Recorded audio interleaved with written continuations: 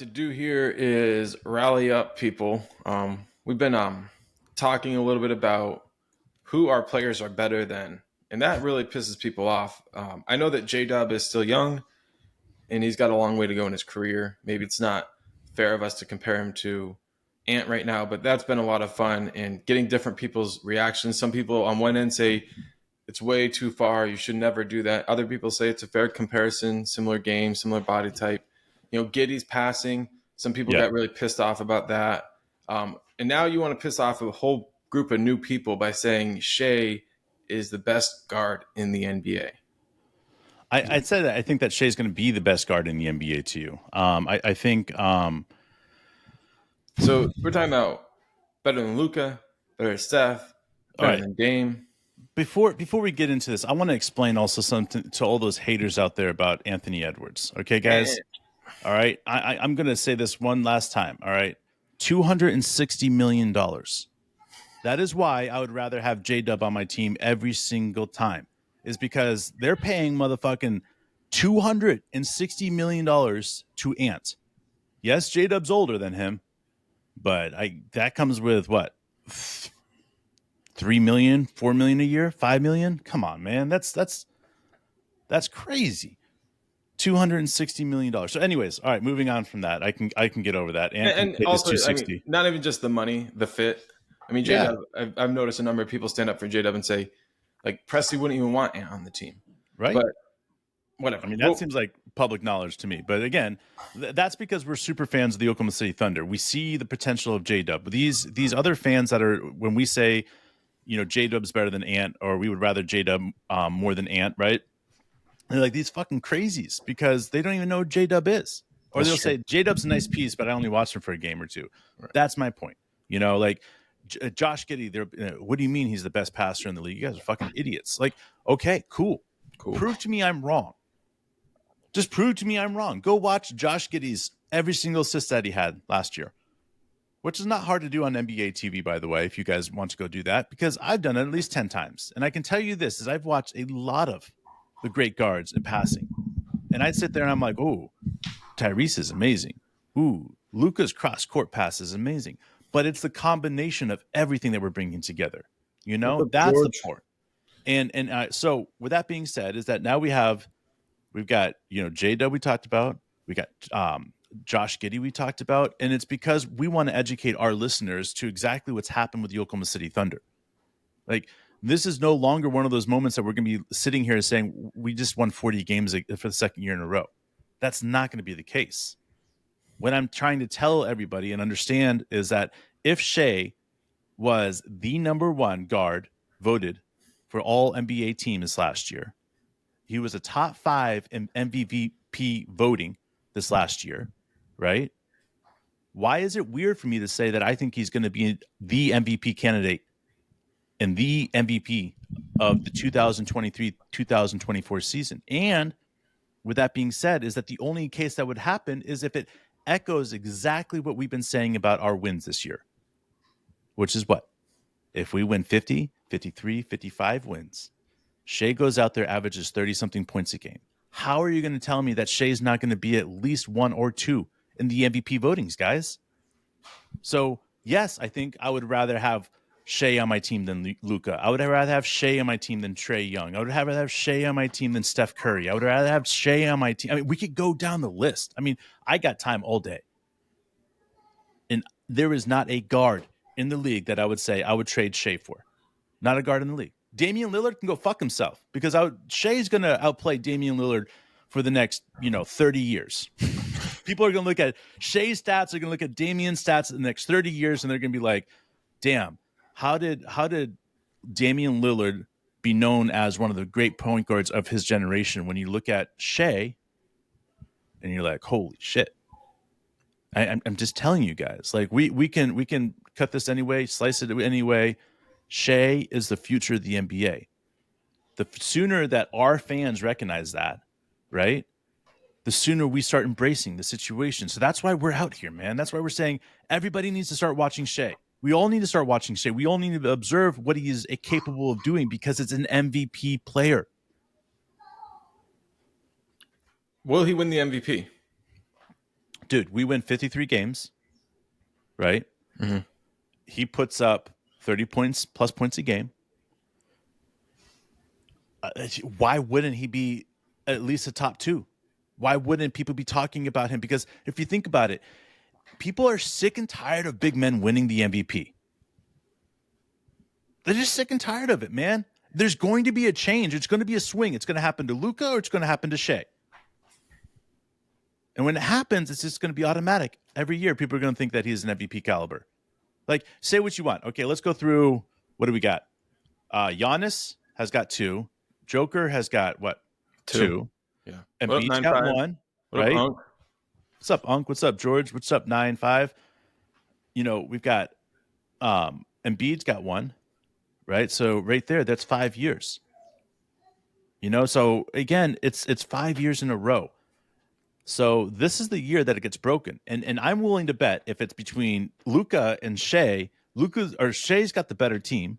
Luka might be able to put more points up there, might be able to put some nice stats up there, but it's not all about stats and numbers. And if it's between Shai and Luka, we saw what the impact that Shai's all NBA team voting happened when Shai gave a shit about winning at the end of the season. Like, I really felt that Luka got fucked when the voting came out because he just didn't care, it seemed like. Let me ask you this, Dave. If we have the MVP or a player who's playing MVP top 2 level, yep, we've got Chet out there playing for Rookie of the Year, potentially Defensive Player of the Year candidate. I mean, we don't need to say about how much we can go into this, but if Chet plays 65 games, it's going to be hard to beat him as Rookie of the Year. I like what George is thinking here. All right, so then you add on, right, Josh Giddey as the best passer in the league, according to us, at least the best passing guard. You got to give it to Jokic for now. Sure. And then you add in Cason Wallace, who we think could have a top 3 Rookie of the Year campaign inside of him. Isaiah Joe might have a chance for 6th Man of the Year. And what, Dave, you tell me, what am I missing? What is the ceiling for a team with all of this? And I'm not even mentioning I want to J-Dub. And I think J-Dub's improvement alone could, on its own, increase our win total by 5 wins from last year. Like, I think he's that much better based on his preparedness for this upcoming season. So what is our ceiling? So let's take Chet out of this equation immediately. Let's just take him out. Because the improvements that we need right now is from the 4 other guys that are out there. Josh Giddey, Shai, J-Dub, and Dort. For me to see us to get to 60 wins, George, that's a huge number. If we need to get to 60 wins, that means Dort needs to step up and score 20 points a game. I'll say 60 wins, bro. Shai is getting the MVP unless somebody does. Dude, if we get 60 wins, we have to have J-Dub 20 points a game, and we have to have Dort 20 points a game and Shai 20 points a game, maybe 30 points a game. That's the only way. I mean, there could be other ways through, but if we take Chet and we put those 3 guys as our main scorers right there, and you take Chet and you take Josh Giddey, and those guys are the facilitators of sorts, like we're not focusing on them getting above 16, 17 points a game. Because as much as I want to say Josh could go out there and score 20 points a game, he could. But him passing to get everybody else open allows so much more. So being able to focus on that right there would be the best.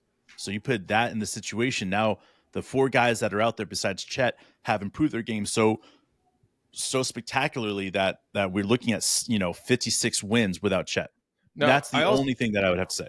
I think there's another opportunity for us to win additional games based on the average of the back end of our roster being much better.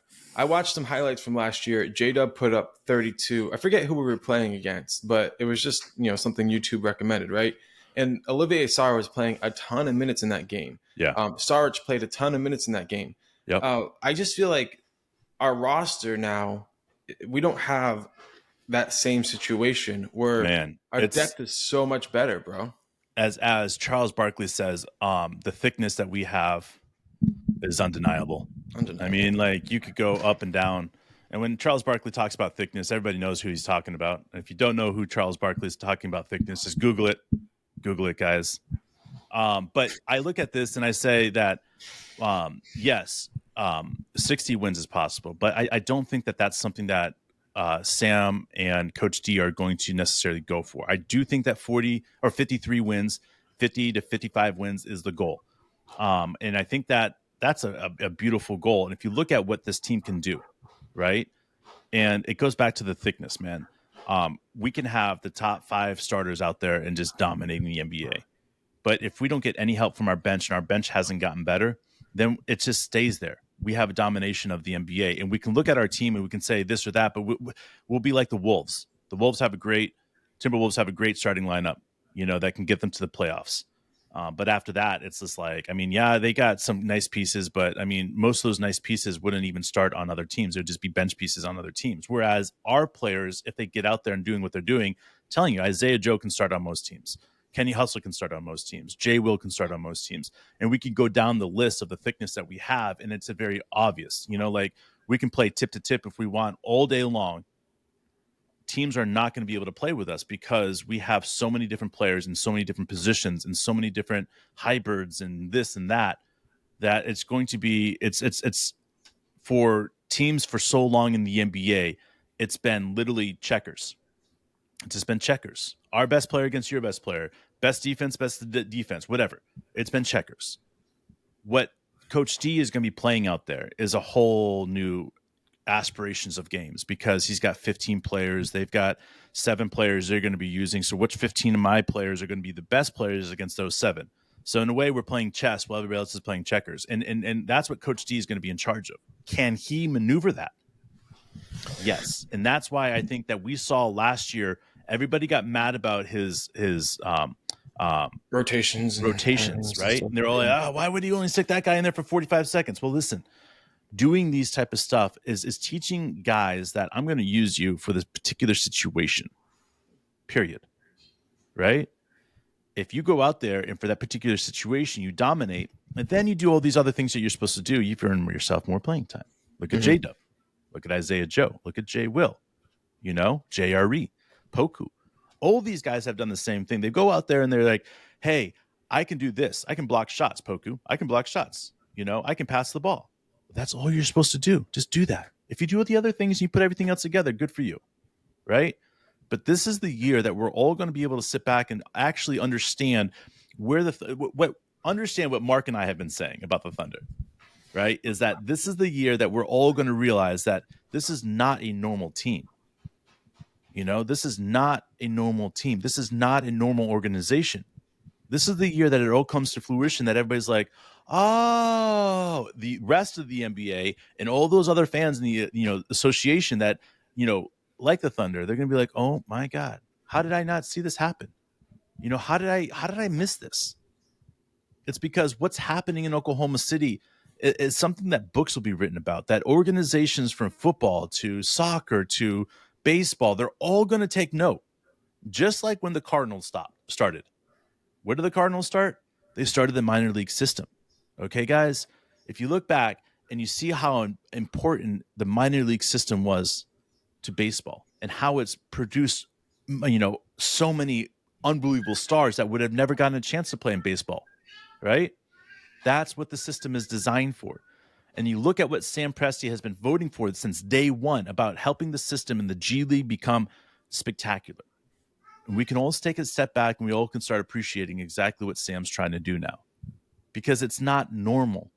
This is not normal. He's thought in the future and said, this is what the future NBA is going to look. So 3 years before it's supposed to look, I'm changing the dial and it happens once in a while in sports. I mean, you can look at the San Antonio Spurs as an example. A younger Popovich takes over that team. A young Kerr takes over the Golden State Warriors. A young Phil Jackson takes over who? Oh, yeah, the Bulls. You see what I'm saying? It takes a young coach bringing in this system that says, I'm willing to fit this system in thing. Not these guys are going to bend to my authority.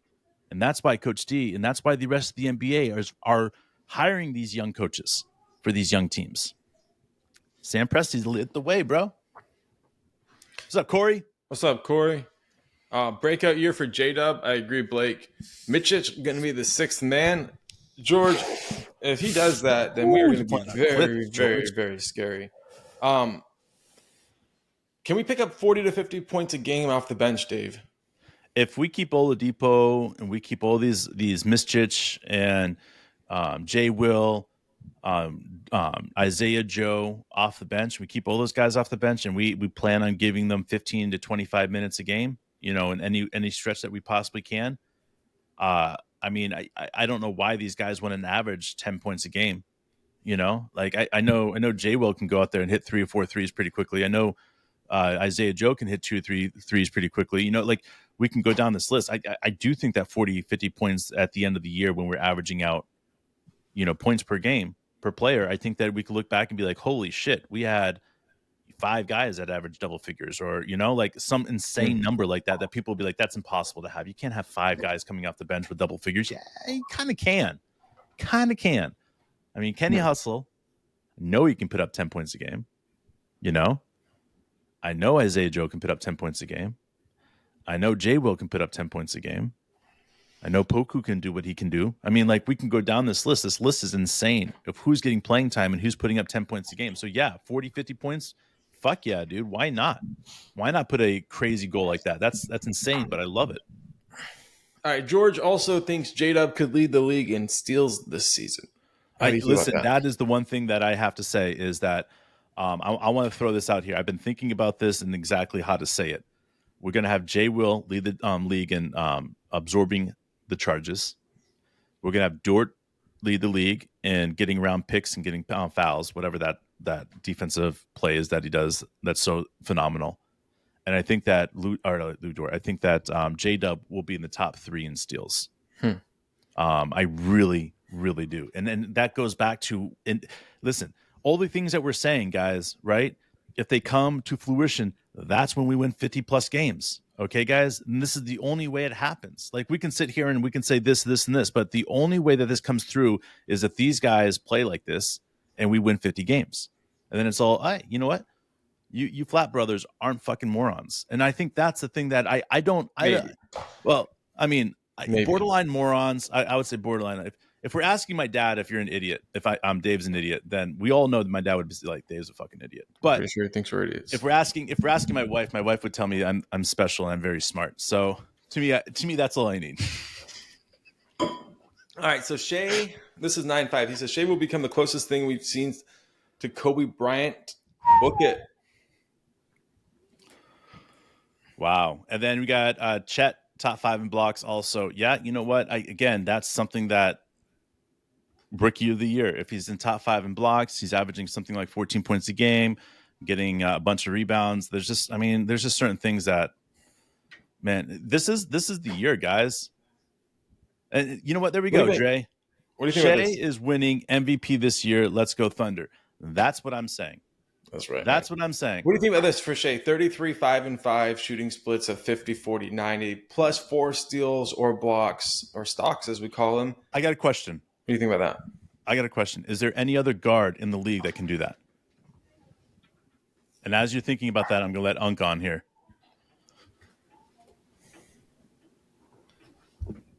What's up, Unk? Hey. What's up, buddy? How y'all doing? All right. Doing great, well, great, man. Great. All right, Mark, ask me the question you just asked me a second ago about Shai. All right, so can Shai average 33, 5 and 5 while also putting up shooting splits of 50, 40, 90 and get 4 steals or blocks per game? I think he can. What do you think about him? Well, yeah, he can, but the way this team's kind of structured right now, I don't think he has to do that. Like y'all were talking yesterday, he doesn't have to put 32 points up to be a superstar. He can put up 27, 26 and do the things that you got to do. Right. I mean, that's the thing about this team is it is a team, and he's the superstar, and everyone else is. I mean, they're close to being that kind of number. Maybe not right this second, but a year or 2 or 3 years down the road, we're going to have 5 or 6 guys that it could be if they were on another team, they could be kind of like the big 3 we had years ago. With KD and stuff like that. There's just you can only have so many people that can do what they can do. But I What do you don't think about just Shai's taking a step back in scoring and raising up his assists Yeah, potentially? that's exactly what I was about to address right there. But like, here's the thing about Shai is because he gets to the foul line 5, 6, 7 times a game, right? And he shoots anywhere between 9 and 13 foul shots, right? And we shoot on average about 100 shots a game. I mean, we shoot a little bit below that, but if you take that into context, and you're saying, here's the thing about Shai. I think Shai gets to the foul line 3 to 4 more times a game this next year.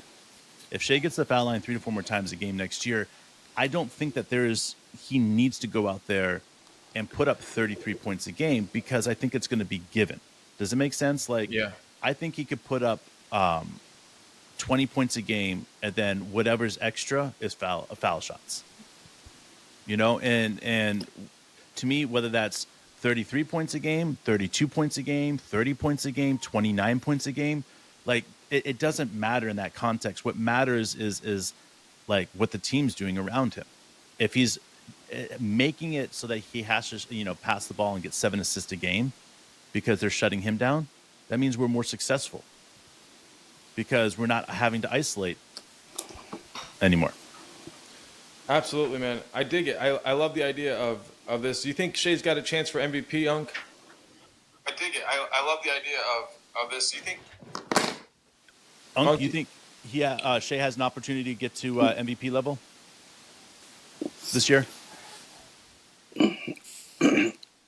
Well, yeah, if we win 40 games or 43 games, yeah, if he takes over kind of like the Luka does for Dallas, well, yeah, you could do that, but I don't think he will do that because I think he's more of a team player, and he's going to get his points, and you've got to have someone out front being that person. But I think, like I say, you talk about the assist numbers. Getty's. I mean, talking about a passer, I mean, he's just unbelievable, some of the stuff that he does. And Chet, I think he's going to take a lot of assists on the thing too. I mean, and I just the whole team is just, I mean, this is coming together, and it's so exciting to watch. And I'm, like I say, last year I really liked it a lot, and this year I'm just looking forward to it. I think that they can go 50 wins. I don't know. I mean, it's going to be tough in the West.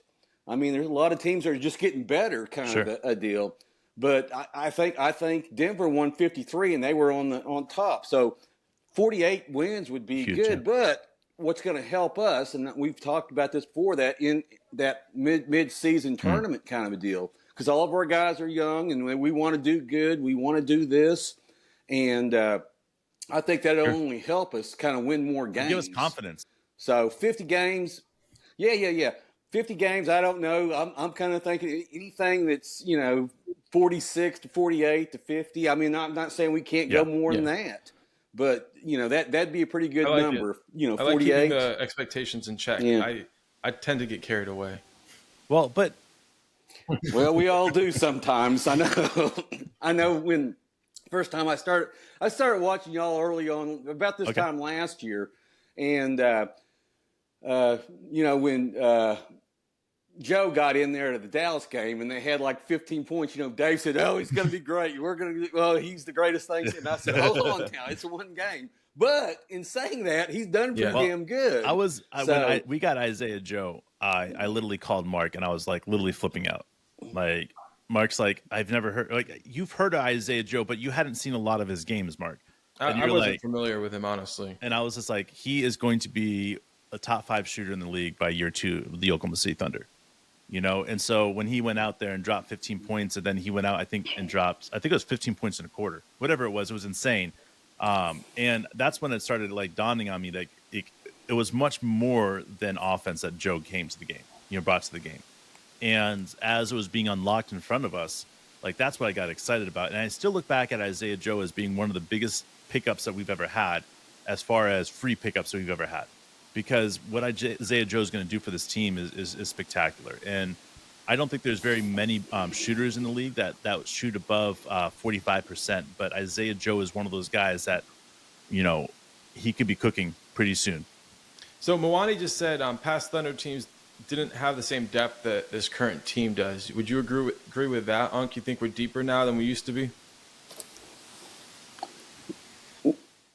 As last year, yes. I mean, or 2 years ago, well, of course we are. I mean, we What about got 6 years ago? we're we It would have been Russ. 8 years yeah. ago, Russ, Katie. I think we're a year older than what we Yeah. were last year, and we basically got the Right. same team. I think that has a lot to do with it, just that 1 year experience, or 2 years experience kind of a deal. Uh, I think we're probably from the number one guy to the 15th guy. I don't think there's a team in the NBA that has a lineup Yeah. like we have. And like I said, with y'all before, that second unit plus is going to win a lot of games for us. I mean, if we're just even with the first unit, if we can stay close, we don't even have to have the best unit on the floor. Not that I'm saying we don't, because I think we do have one. Yeah. But if we Yeah. stay even there, and then when they put the second unit in there, I think we're gonna win a lot of games. Because I just feel like we're going to do that. I thought we were going to do that a lot more last year, but I guess we didn't do as much as I thought we would do. But I think with the 1 year experience and the new people coming in, and I think that's big. Just that one more year. I mean, it's just kind of like Poku. He just turned 21, and he's 21 years old, and he's got 3 years Yeah. experience. And that, And Getty's 20 years old, and he's got 2 years experience. So I think just that 1 year more, one more year, and you learn. and I think that's a really good point right there. Like, if you think about it, and that's why I go back to why I think this team could win, 50 games, 50 plus games, is because if this team was veterans, I would have a smaller, upside. It'd be like 2 or 3 more wins than last year. But the thing about this team is, because this team has so many second-year players and third-year players, we don't really know how good this team's going to be when they're coming out, because we haven't seen them. And usually in that second or third-year players is usually where the stars are born. So when we're sitting here and we're talking about all these players, like, I go back to the third-year players. Which of these third-year players are ready to break out? All right, and Poku has to be on the top of that list, man. Like, Poku's got to do something special. The other person, 30 more years, we're talking about Dort.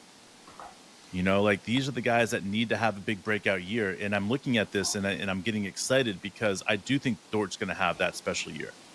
And if that's the case, these massive jumps that we were about to see, I mean, you know what I'm saying, guys? Like, this could be a really special year, and we're not even truly understanding of what and how good this team could be. And like, we're just, and that's crazy saying that I'm thinking that this team could win 50 games, that we could be way off. Yeah, it's exciting. Yeah. It's an exciting time of year, and Unc, we're pumped up that you keep joining us. It's always fun to have you on, even though we've had issues. Like, I always feel like the conversation is just better for having you with us. Yeah, man. And you go ahead and Well, just go ahead and stay on. We're about to end this call, so when we leave here, we'll make sure you get uploaded. We appreciate you guys. Tomorrow we'll be back with another episode. Mark and I are excited about that. I'm sure we'll chat with some people. See you guys tomorrow. Appreciate you guys.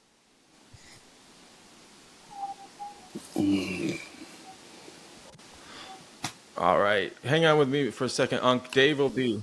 Yeah. Back. I'm on my iPad today.